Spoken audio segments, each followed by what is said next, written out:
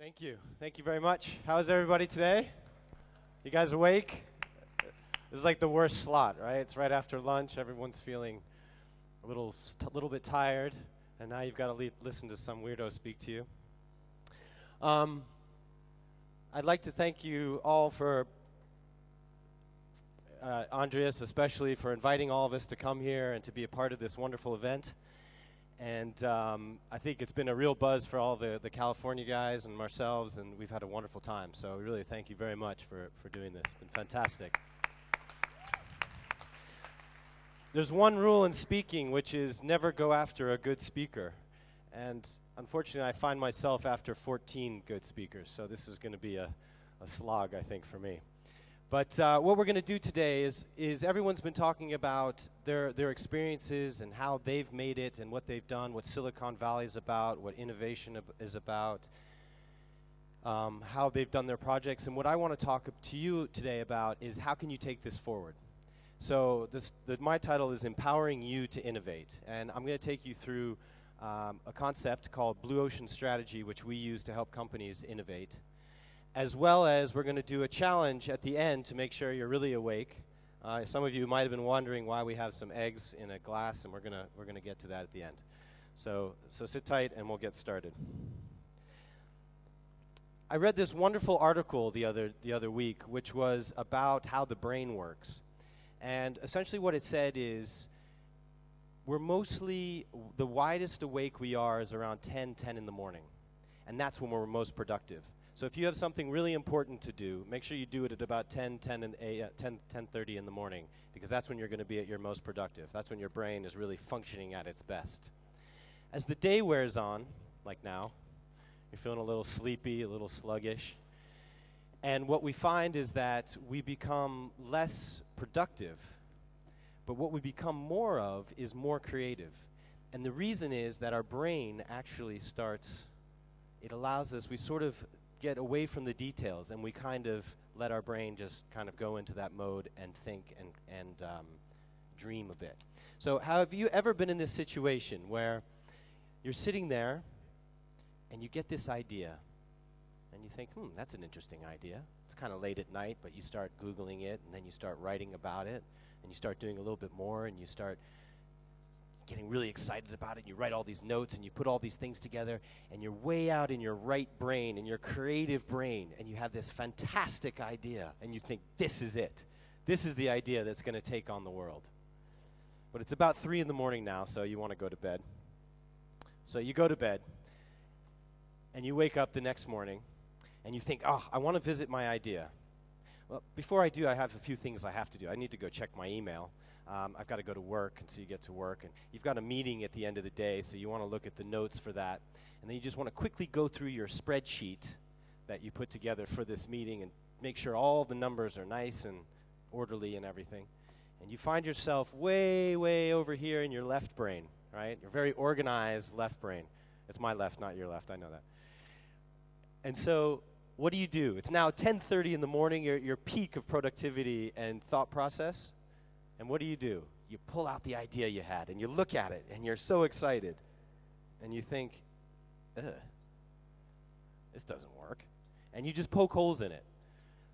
And this is the struggle that we face every day. We face that challenge between reality or I should say right brain thinking, creativity, and sort of practicality. And this is very much the case when it comes to business strategy. Business strategy is based on war. So business strategy is essentially a very sort of left brain kind of activity, which is what we do is we converge onto a specific point. The idea is we needed to take the castle, or we need to take a bridge, or we need to take a field. And that's a very strategic point, and that's what we tried to take. And business has taken that military strategy and implemented it for itself. You hear about our troops in the trenches, about heading back to headquarters, and this type of language, which all comes from military strategy. This is very left-brain thinking for me. You want to get a little bit more creative. And this also leads to a very, very competitive landscape. So I'm going to take you back in history now just a little bit to a guy by the name of Peter Drucker, who's one of the big thought gurus in the business world. And Peter Drucker essentially said that even the biggest enterprise has more non-customers, again, non-customers, than it does customers.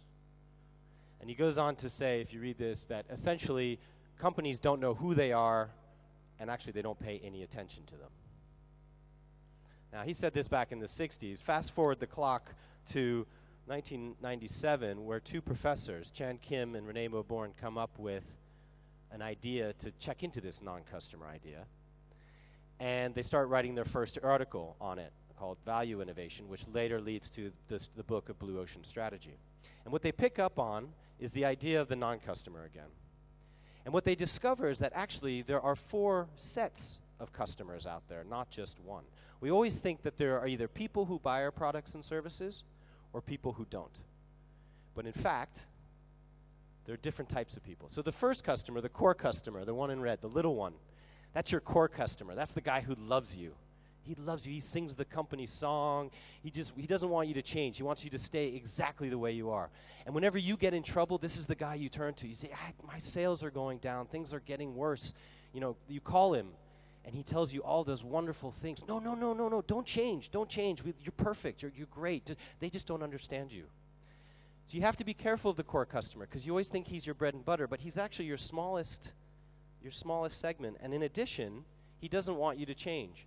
So when the more you keep embracing him, the smaller and smaller you get and less competitive.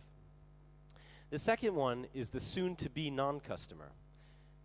This guy says he's a core customer, but in fact, as soon as a better offer comes along, he jumps ship and he goes with the competition.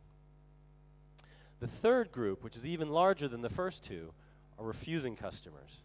Refusing customers happen to be my favorite. Refusing customers are wonderful because they know exactly why they do or do not buy your product or service. They have the exact reason. And it's too bad that many companies don't spend enough time going to speak to them, because you get a lot of information out of them. What all 3 of those have in common is that they actually recognize that you exist. They know that you're out there, and they've decided whether to or not to take on your product or service. The non-customer is a very interesting one. The non-customer is the largest segment, and the non-customer has an alternative solution to your product or service. A few years ago, I was working with a large hotelier, and we were working on a bed project. And the question came, it was a group of Europeans, and the question came along, well, what do people do who don't sleep on beds? Now, to a group of Europeans, that sounds kind of funny. Well, everybody sleeps on a bed. I mean, every once in a while you sleep on the couch, but that's because your wife's mad at you, not because you want to, right? So, but then someone peeped up and said, well, actually it's true. In Japan, people sleep on tatami mats. These are these mats you roll out, and they put in the closet during the day and roll them out at night. And in places like Mexico and Colombia, people do sleep in hammocks. If you go camping, you sleep in a sleeping bag on the ground. If you live on a boat, you sleep on a bunk. So there are alternatives to your projects or service, and that's how those people have taken those on. So what they came up with was the idea that when you go for the non-customer, you actually can increase value for the customer and cost down for the company. And that's what Blue Ocean Strategy is really all about. And I'm going to take you through a case study a little bit later. But what we see is that going through this process, you see a difference, a great difference between classic strategy and Blue Ocean Strategy. Classic strategy, again, converges onto the bridge, or that creates the market and converges onto an area. Blue Ocean Strategy starts from a certain place, like Vilnius, and we go forward. And we don't know whether we're going to go to Tallinn, or whether we're going to go to London, or whether we're going to go to Mars. But we start from here and we move forward. And how do you do that? You do that in 2 ways, 2 specific ways. You explore and you observe.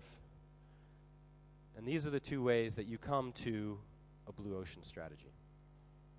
Now I'm going to take you through my absolute favorite case that we did. This is a real case study. We did this about a year and a half ago. It's with a large pharmaceutical company. The market we had was Tanzania. And we were starting with the corporate social responsibility division of this company. And the idea was to find out how could we help people originally with HIV or AIDS. How could we create a better system than what already exists using Blue Ocean Strategy?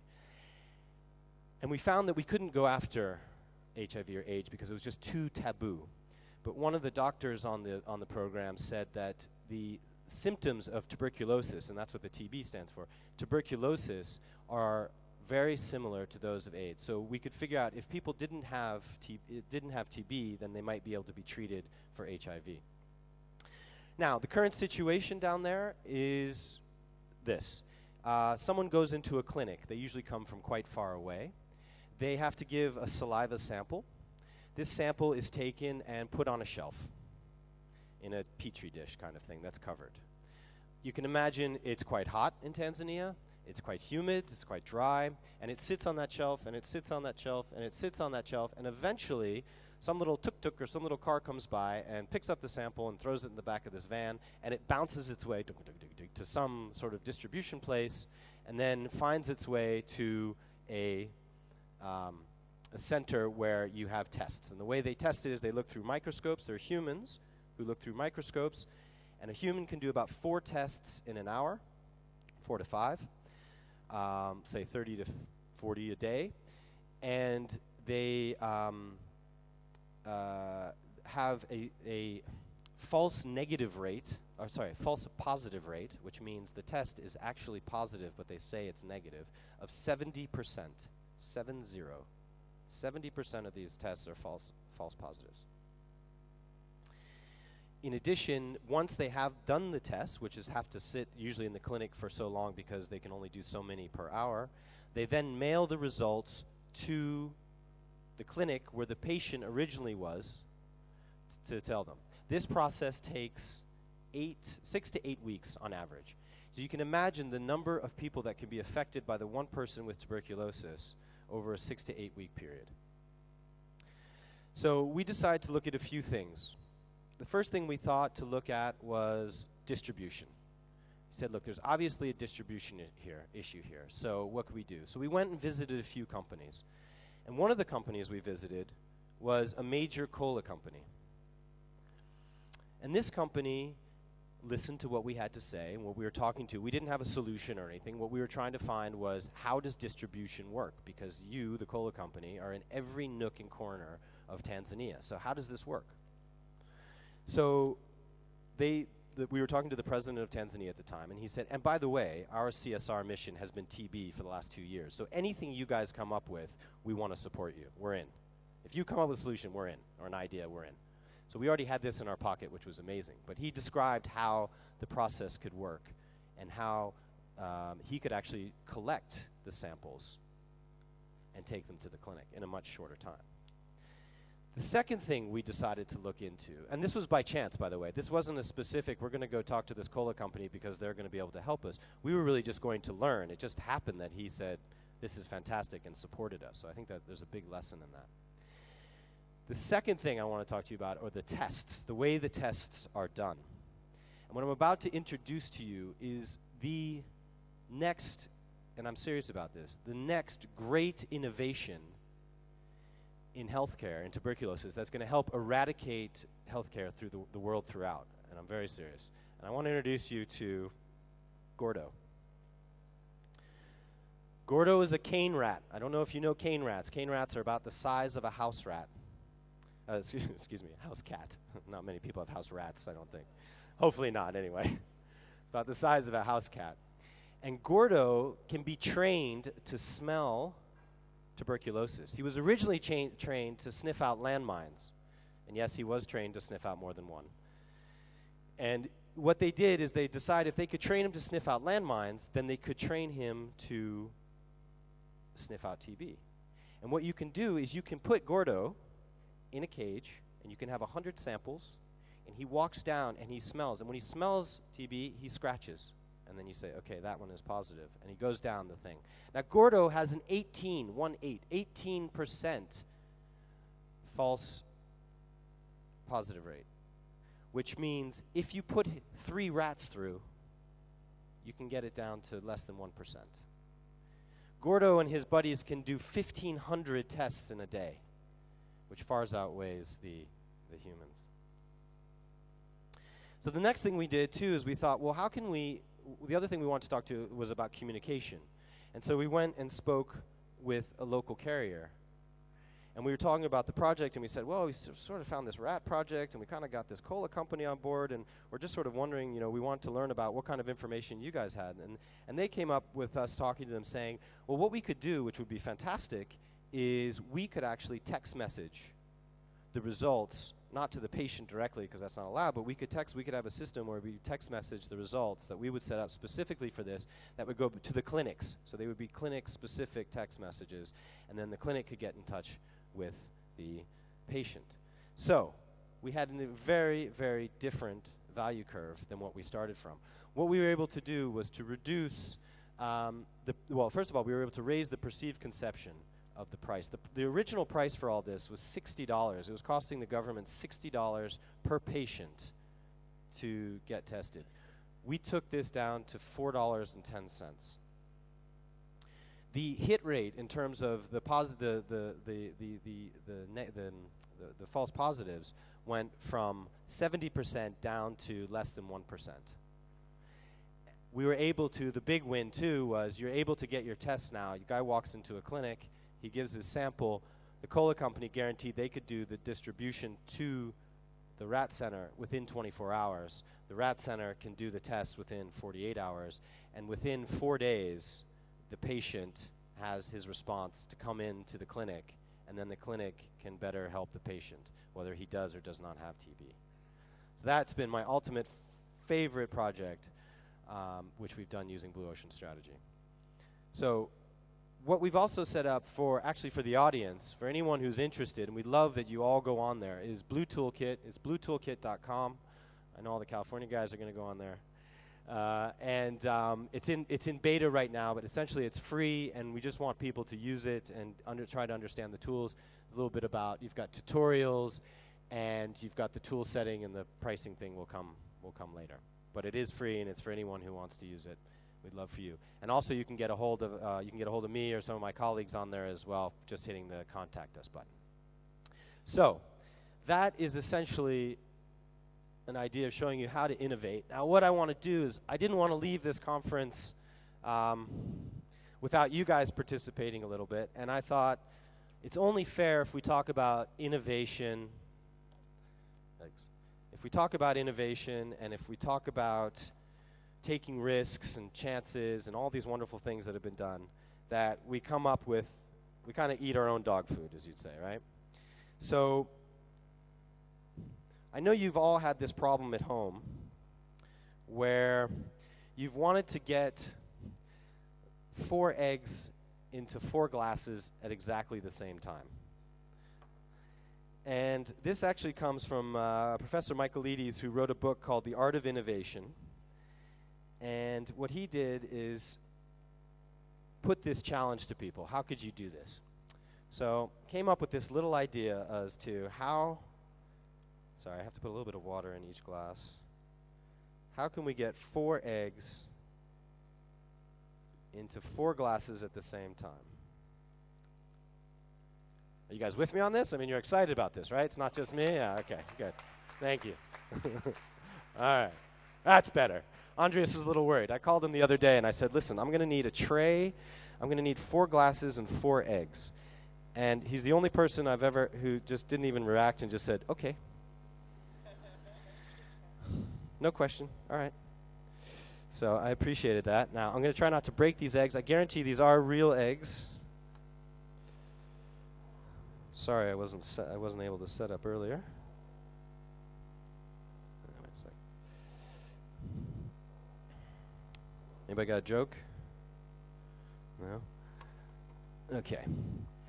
So, how many of you have had this problem at home? Tim, you're a cook. This might, you know what? This might be the next great innovation in your kitchen. I don't know. Yeah, good question. Maybe we could try 12 eggs next time. I'll just be happy with 4, I think. Okay, now.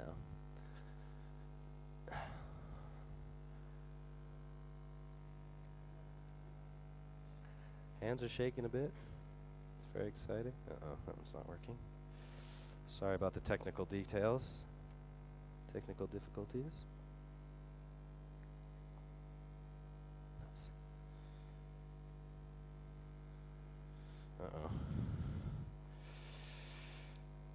Let's try that. Oh God, you know what? This stage also happens to wobble. So we're just increasing the likelihood. My shaky hands. All right. Yikes, that one's not gonna stay. Sorry.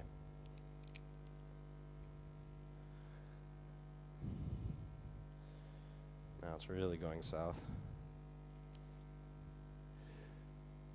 Okay, there we go. Now, I have to make sure that I think they're properly lined up. There we go. So, tiptoe over here because this looks quite... All right, so, are you guys ready for this? We're going to try it? A little innovation? All right, a little innovation. All right, so here we go. So, the idea is I'm going to hit this tray and the eggs are going to all drop into the glass. What do you think? Can I do it? Let's get those fighting gloves on. All right. Here we go. Here we go. Are you ready? Get into position. Actually, hang on. I've got one idea before I do this. What are you guys going to do for me if I get it? You going to dance? Dance? Oh, they are? Okay, how about this? Will you give me a standing ovation if I do this? Yeah? Standing ovation, you promise? And a hug. All right, I'm looking forward to the hug. All right, so what you're saying is you're going to reward my success, right? All right, here we go. The great... Actually, hang on one second. What if I fail? What if I fail? If I fail, what if I fail? Will you clap? At least clap? Yeah? All right. So what you're saying is we'll do a group hug. I don't know who's into the hugs, and I didn't know the hugs were so great in Lithuania.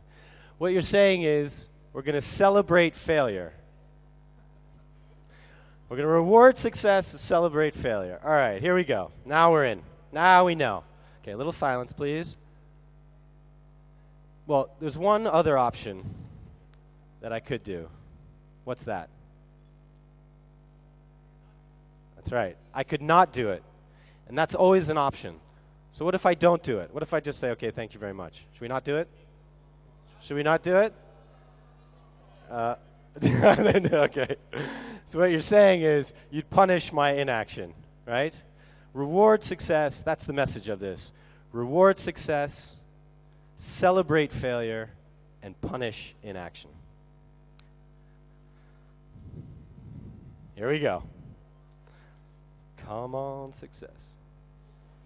All right. Woo! Up, up.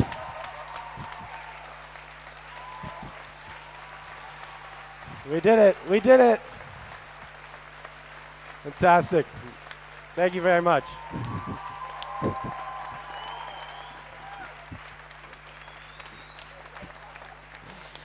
Where's my hug? Where's my hug?